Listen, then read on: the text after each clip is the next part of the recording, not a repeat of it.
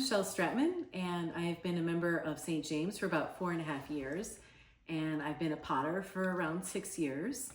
And today I'm going to talk to you about pottery.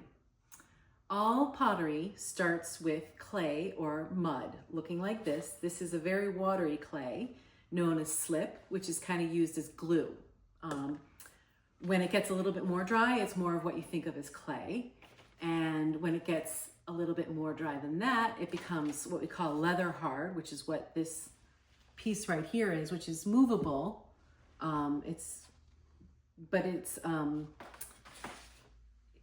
It can hold a form. It holds a form better. And it's kind of what we do when we put the pieces together, we wait till they're leather hard.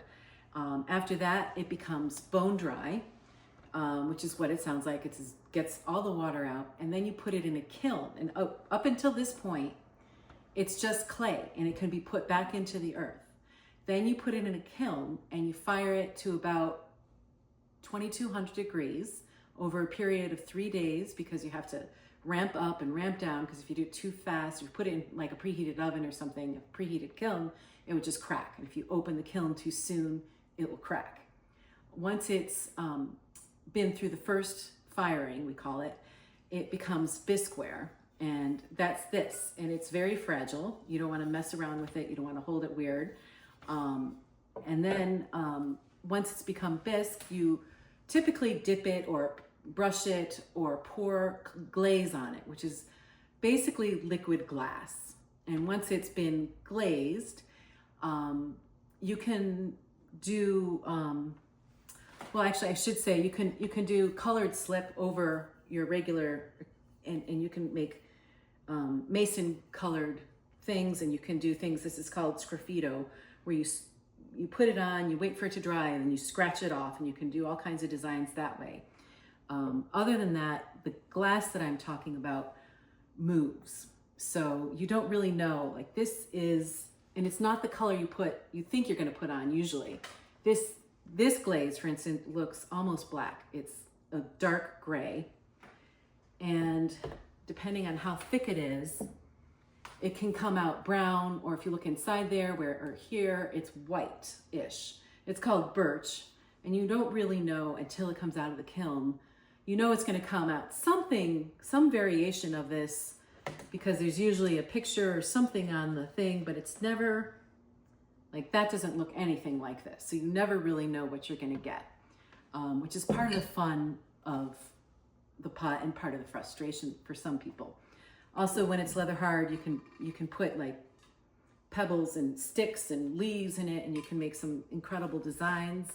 And you can pour glazes on top of each other. So when you layer the glazes, you usually, like I think this was a yellow on top of a black, and it turned it light blue. You don't really know what you're gonna get.